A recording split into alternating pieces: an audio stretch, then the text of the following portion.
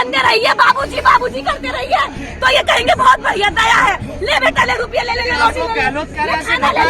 चुप रहिए आप, तो वो अच्छा है, वो दलित अच्छा है इनके लिए। लेकिन जब दलित कहने लगे कि सवाल है ये मेरा हक कहाँ है, सवाल है ये मेरा, अरे नेता जनता के नहीं बचे, ये दलितों के SC ST सीटों के नहीं बचे, ये पार्टियों के पपेट हैं, गुलाम है, जितना लिखा जाता है इतना बोलते हैं। अब ये नेता भी गली मोहल्ले शहर में वोट मांगने आए तो चप्पल उठाना और ये दिखाना कि मुंह पे पड़ेगी तुम्हारे। मैं जंतर मंतर पर हूँ, जहाँ राजस्थान में जिस तरह से बच्चे की मटकी छूने को लेकर हत्या कर दी गई, उसके लेकर एक बड़ा प्रोटेस्ट कॉल किया गया है। कोई टीवी अखबार आपको इस खबर को नहीं दिखाएगा। मैं फिर कह रहा हूँ, सोचिए, कल 1 दर्जन आदमी थे आज़ाद समाज पार्टी के, कांग्रेस के खिलाफ प्रदर्शन कर रहे थे, मीडिया का जमाव रहा था। लेकिन आज पूरा बहुजन समाज जंतर मंतर पर है, जातिवाद के खिलाफ प्रदर्शन हो रहा है, लेकिन कोई मीडिया चैनल आपको ये खबर नहीं दिखाएगा। लेकिन नेशनल दस्तक की आपको तस्वीरें दिखाएगा। आइए आपको दिखाते हैं, तस्वीरें दिखा रहा हूँ। पूरा जंतर मंतर जो है वो कटा हुआ है और काफ़ी संख्या में बहुजन समाज के जो लोग हैं वो यहाँ आए हैं। तस्वीरें आपको दिखा रहा हूँ।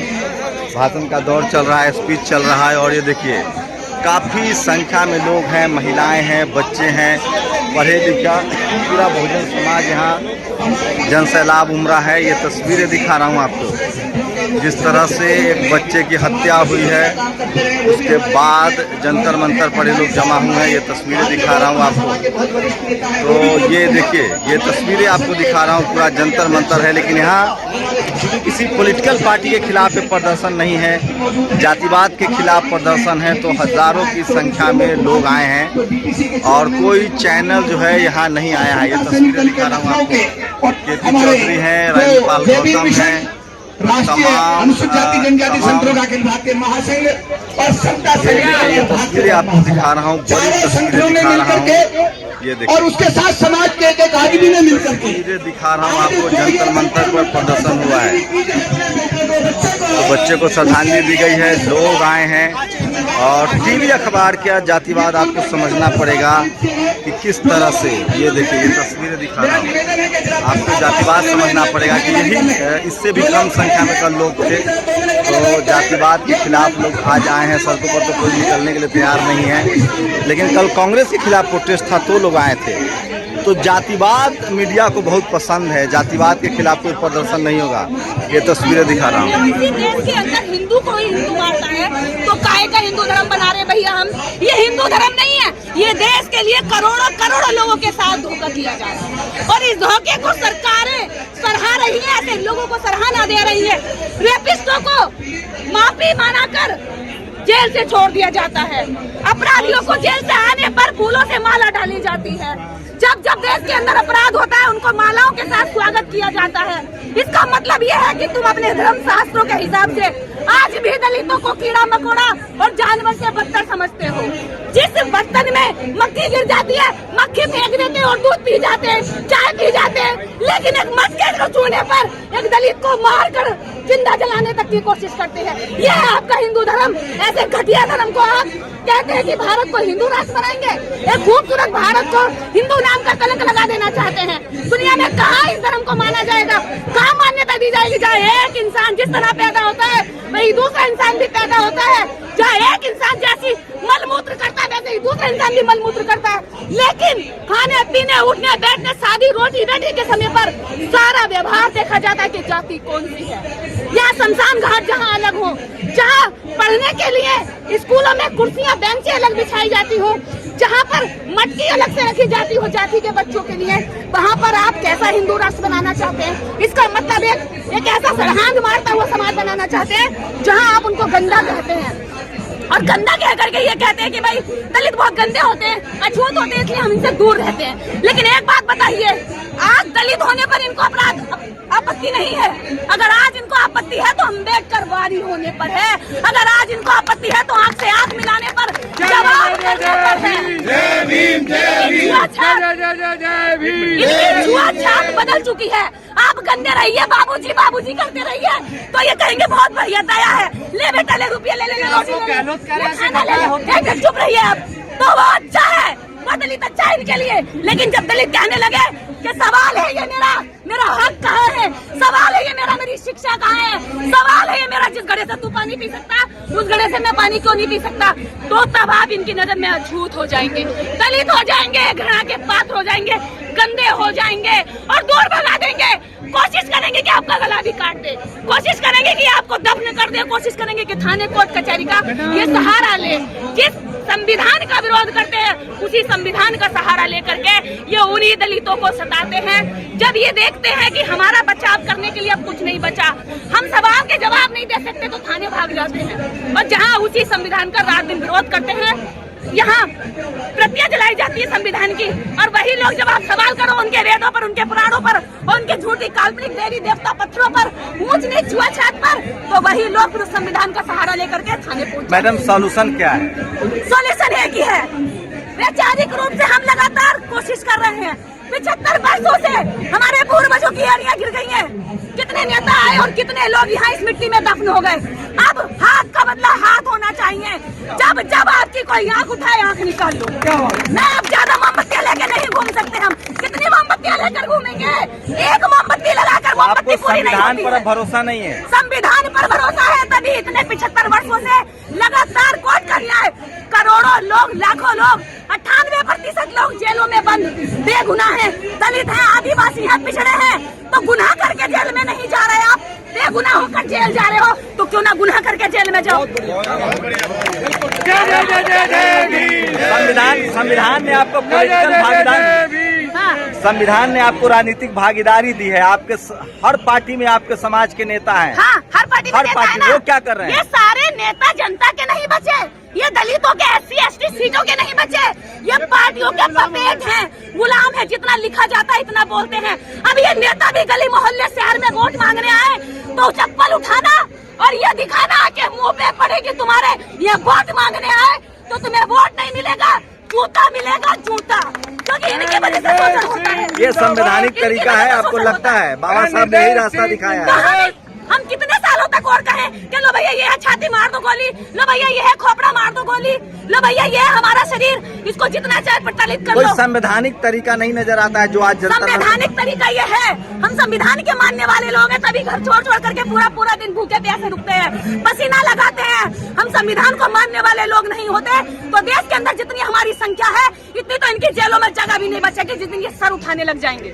ये गुस्सा है और इस दर्द को समझिए, इस तकलीफ को समझिए। चलेगा, कितना मारेंगे, कब तक चलेगा? मैं तो कहती हूँ मुझे जेल बंद करना चाहते हो ना, मैं अत्याचार से हकर मरने से ज्यादा। एक सवाल ले लीजिए, आप सामाजिक अवेयरनेस चला रही हैं, एक सवाल लीजिए कि जिस वर्ण व्यवस्था को आप, जिस धर्म को आप लोग मान रहे हैं, चाहे वो शूद्र हो अछूत हो, जिसको बाबा साहब ने SC ST OBC कहा है, उस धर्म में वर्ण व्यवस्था है। अगर आप शूद्र और अछूत हैं, अगर आप ब्राह्मण धर्म मानते हैं तो आपको शूद्र अछूत बनना पड़ेगा। तो क्या कहेंगे लोग? उस धर्म को मान रहे हैं जिस धर्म को नीच कहा गया है। हम लगातार क्यों मुहिम चला रहे हैं? आज का सारा प्रोग्राम यही है, जो धर्म तुम्हें अछूत नीच मानता हो, जो तुम्हें मटका छूने पे मार देता हो, उस धर्म को लात मारो। जो धर्म तुम्हें कब्र में दफनाने के बाद भी अलग अलग कब्रिस्तान और शमशान घाट देता हो, उस धर्म की कब्र तुम खोदो ना, उसको दफन कर दो और उसको छोड़ करके बुद्ध धर्म में आओ, जहाँ समानता का जगह है, जहाँ समान अधिकार है, जहाँ समानता मिलती है, जहाँ सम्मान है। शुक्रिया मैम। तो ये तकलीफ समझ सकते हैं आप, गुस्सा समझ सकते हैं, और मीडिया का पूरा हिरार्की देखिए। कहाँ से आई हैं आप? मैं राजबाला से नहीं। क्या चाहती हैं अब आप लोग? हम तो यही चाहते हैं कि बाबा साहब के टाइम पे भी जो है पानी पशु जो है पी सकते थे जिस तालाब से, वहाँ से इंसान पानी नहीं पी सकता था। आज जो है एक शिक्षक जो है द्रोणाचार्य बनकर, और आज भी जो है हमारे छोटे से बच्चे को, पहले तो द्रोणाचार्य ने जो है बड़े का अंगूठा ही मांगा था, आज तो शिक्षक जो है इतना बड़ा द्रोणाचार्य हो गया है कि उसने जो है पीट कर उसकी हत्या ही कर दी है। ये स्वर्णवाद, ये मनुवाद जब तक इस देश से खत्म नहीं होगा तब तक हमारे बच्चे, हमारी महिलाएं और हमारे युवा यूं ही नशे में और जो है पिटते रहेंगे, मरते रहेंगे भेड़ बकरियों की तरह। सोचिए, कल कांग्रेस के खिलाफ एक प्रोटेस्ट था, वहाँ मीडिया थी, टीवी अखबार था, लेकिन आज जातिवाद के खिलाफ प्रदर्शन है, मनुवाद के खिलाफ प्रदर्शन है, कोई मीडिया अखबार नहीं है। आप अंदाजा लगा सकते हैं कि जितना प्यार मीडिया को बीजेपी से नहीं है उतना जातिवाद से है। जय भीम। आइए आप लोग क्या कहेंगे, अब क्या रास्ता है?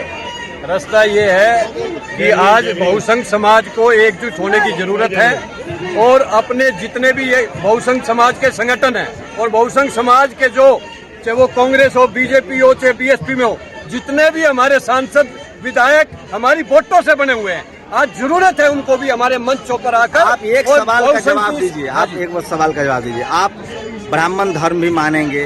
ब्राह्मण धर्म में लिखा हुआ है कि सूद और अछूत को संपत्ति, मंदिर और पढ़ने लिखने का अधिकार नहीं है। आप धर्म भी मानेंगे, आप सूद और अछूत भी नहीं बनना चाहते, दोनों कैसे चलेगा?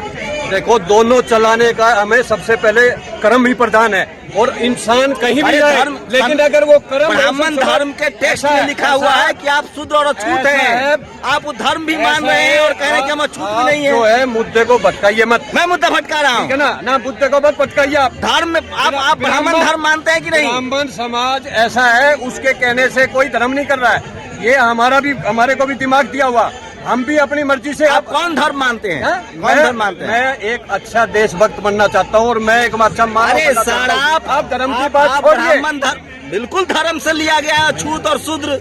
अगर जिसको बाबा साहब ने SC ST OBC कहा है, वो ब्राह्मण धर्म में टेक्स्ट में मनुस्मृति में वो शूद्र और अछूत है। इतने 5000 वर्षों से ये बहुसंघ समाज के लोग लगे हुए हैं। आप लोग हिंदू भी बने रहना चाहते हैं और हम लोगों को जरूरत है अपने ऊपर जो अत्याचार हो रहा है, जो हमारा आरक्षण। अरे मुझे मुद्दे की बात बताइए, मुझे बेवकूफ मत बनाइए। इसके खिलाफ हमें लड़ाई लड़नी चाहिए। आप धर्म मानते हैं कि नहीं, सो बताइए। ऐसा है, मैं कर्म को पहले मानता हूँ, कर्म ही प्रधान है और कर्म से बड़ा कुछ नहीं है। अरे सर, मैं अगर सुनिए, मैं ब्राह्मण धर्म मानूंगा तो मैं उसमें शूद्र हूँ क्योंकि मैं OBC हूँ।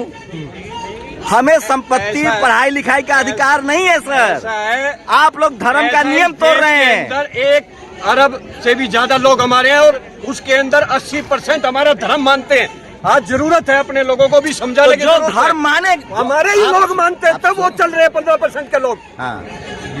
तो आप धर्म भी मान रहे हैं? कर्म ही प्रधान मानते हैं, कर्म पे चलने वाले लोग हम कर्म पे चलेंगे। हमारा ये है कि जो हमारे साथ अत्याचार अन्याय हो रहा है, जो हमारा हक छीना जा रहा है, उसके खिलाफ हमें लड़ाई लड़नी छीन रहा है। तो वही मनुवादी लोग छीन रहे हैं। मनुवादी लोग का धर्म कौन सा है? मनुवादी का धर्म कुछ भी नहीं होता। धर्म कोई धर्म नहीं है मनुवादी का धर्म। वो देश के दुश्मन है। हम लोगों का फर्ज बनता है, हम लोग इस देश के मूल निवासी हैं, हम लोग इकट्ठा होकर इस लड़ाई को लड़ेंगे। तो किसी की माँ ने दूध नहीं पिलाया 15% के लोग जो आपका हक अधिकार छीन ले, जो बाबा साहब के संविधान को तोड़ दे, जो आपका आरक्षण छीन ले, जो हमारे दलितों के साथ अत्याचार अन्याय हो रहा, क्यों नहीं हम इकट्ठा होकर उस लड़ाई को लड़ते? क्यों नहीं हमारे सांसद हाउस में इसको उठाते? वो तो कह रहे हैं, जो अत्याचारी है वो कह रहे हैं, हाँ जी, कि भैया हिंदू धर्म में, ब्राह्मण धर्म में, जिसको कई नाम है उसमें ब्राह्मण श्रेष्ठ है, क्षत्रिय उसके बाद है, शूद्र और अछूत को न पढ़ने का अधिकार है, न संपत्ति का अधिकार है। इसका जवाब दीजिए। ऐसा शंभू जी, ये वनवास में मत जाइए।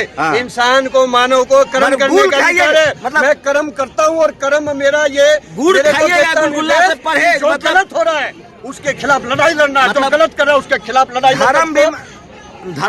धर्म भी मानिएगा और धर्म का आदेश नहीं मानिएगा। वही बात कर रहे हो। भगवान कृष्ण ने कहा है गीता में, कर्म करो फल की चिंता मत करो। आज कृष्ण जन्माष्टमी है, आप भगवान कृष्ण को मानते हैं ना? बिल्कुल मानता हूँ। तो सनातन श्री कृष्ण ने कहा कर्म ही प्रधान है और हम उसी पे चलने वाले लोग हैं, यादव समाज के लोग। तो कब आके सजा देंगे इस तरह का धर्मी को? 90 के दशक में किसने आवाज उठाई थी?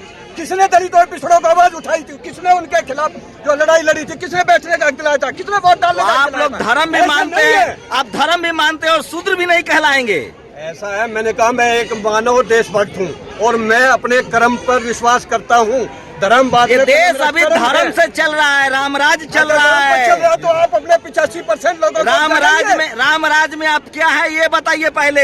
ऐसा है, जो आपकी वोट से जो आज हाउस में बैठे हुए ना, सबसे पहले उनको जगाइए, उनको वोट देना बंद करिए। जनता बताइए, आप रामराज में क्या है ये बताइए। मैं इस देश का एक नागरिक हूँ और मैं अपने समाज के बहुसंख्य समाज हैं। तो शूद्रों को संपत्ति का अधिकार नहीं है, पढ़ने लिखने का अधिकार नहीं है।